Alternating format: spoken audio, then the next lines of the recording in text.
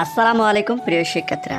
তো এই ভিডিওর মাধ্যমে তোমাদের জানাবো যে তোমরা যারা 24 সালে এইচএসসি পরীক্ষা দিচ্ছ, তো 24 সালের এইচএসসি পরীক্ষা আসলে কি 11 আগস্ট থেকে শুরু হবে, নাকি আবারও এইচএসসি 24 পরীক্ষা পিছানো হবে। এই বিষয়টা নিয়ে কিন্তু অনেক শিক্ষার্থীর মধ্যে কিন্তু একটা কনফিউশন রয়েছে। একই সঙ্গে এইচএসসি 24 পরীক্ষা অটো পাস দেবে নাকি তোমাদের পরীক্ষাগুলো হবে। এই ভিডিওর মাধ্যমে এই বিষয়গুলো তোমাদের বিস্তারিত জানাবো। আর যদি অটো পাস দেয় সেক্ষেত্রে তোমাদের কি কি ক্ষতি হতে পারে, আর যদি তোমরা পরীক্ষা দাও সেক্ষেত্রে তোমাদের কি কি লাভ হতে পারে, এই ভিডিওর মাধ্যমে কিন্তু তোমাদের বিস্তারিত জানাবো। তো তোমরা যারা এখনও এই চ্যানেলকে সাবস্ক্রাইব করো, চ্যানেলকে সাবস্ক্রাইব করে রাখো। তো ভিডিওটি খুবই গুরুত্বপূর্ণ, তোমরা অবশ্যই সম্পূর্ণ ভিডিওটি মনোযোগ সহকারে দেখবে। তো এখানে তোমাদের একটা কথা বলে রাখি, এখানে তোমরা দেখতে পাচ্ছ, দেখো এইচএসসি পরীক্ষার যত নোটিশ রয়েছে সবগুলো কিন্তু এখানে রয়েছে। একই সঙ্গে তোমাদের উচ্চ মাধ্যমিক পর্যায়ে স্থগিত পরীক্ষার রুটিনও কিন্তু শিক্ষা বোর্ড থেকে প্রকাশিত করছে, তোমরা এখানে দেখতে পাচ্ছ। তোমরা চাইলে এখান থেকে ডাউনলোড করে নিতে পারবে। তো বিষয়টা হচ্ছে যে পর্যায়ক্রমে তোমাদের কতগুলো বিষয় পরীক্ষা স্থগিত করা হয়েছে তোমরা এখানে দেখতে পাচ্ছ।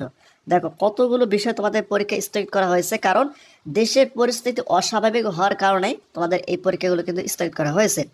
তো এখন বিষয়টা হচ্ছে যে তোমরা কি অটো পাস চাও নাকি পরীক্ষা দিতে চাও, অবশ্যই তোমরা এটা নিশ্চয়ই কমেন্ট করে জানাও। একই সঙ্গে তোমরা কোন বোর্ড থেকে এইচএসসি পরীক্ষা দিচ্ছ সেটাও তোমরা অবশ্যই নিশ্চয়ই কমেন্ট করে জানাবে। তো ফার্স্ট অফ অল তোমাদের একটা কথা বলে রাখি, তোমরা যদি অটো পাস নাও সেক্ষেত্রে কিন্তু তোমাদের ক্ষেত্রে অনেক বড় একটা বিপদ তৈরি হবে। কারণ চাকরির ক্ষেত্রে অনেক ক্ষেত্রে যারা অটো পাস করেছে তাদের চাকরির ক্ষেত্রে কিন্তু অনেকটাই সমস্যার সম্মুখীন তাদের হতে হবে। একজন শিক্ষার্থী পড়াশোনা কিসের জন্য করে, সে চায় যে সে একটা ভালো সরকারি চাকরি করবে। তো তোমরা যদি অটো পাস হও এই চাকরির ক্ষেত্রে তোমাদের কিন্তু অনেকটাই সমস্যার সম্মুখীন হতে হবে।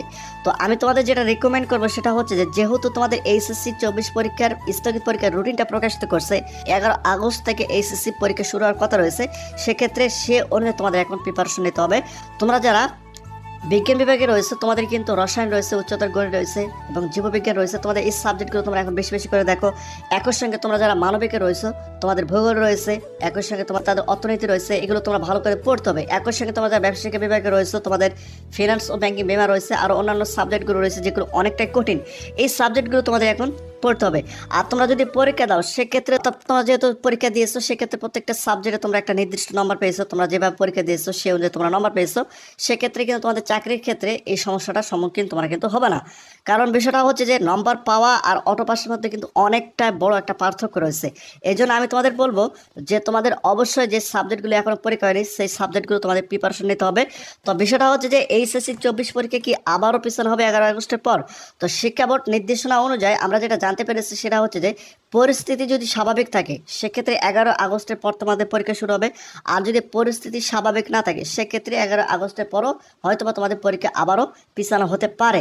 তবে সম্পূর্ণ কিন্তু এটা দেশের পরিস্থিতির উপর বিবেচনা করা হচ্ছে। তাদের টেনশন করার কোনো কারণ নেই, যদি পরীক্ষার সময় মতো না হয় সেক্ষেত্রে হয়তোবা তোমাদের অটো পাসের ঘোষণাও আসতে পারে, বা ওই সাবজেক্টগুলো হয়তো তোমাদের এসএসসি পরীক্ষা থেকে কিছু বিবেচনা করা হতে পারে, সে অনুযায়ী হয়তো তোমাদের নম্বর দেওয়া হতে পারে।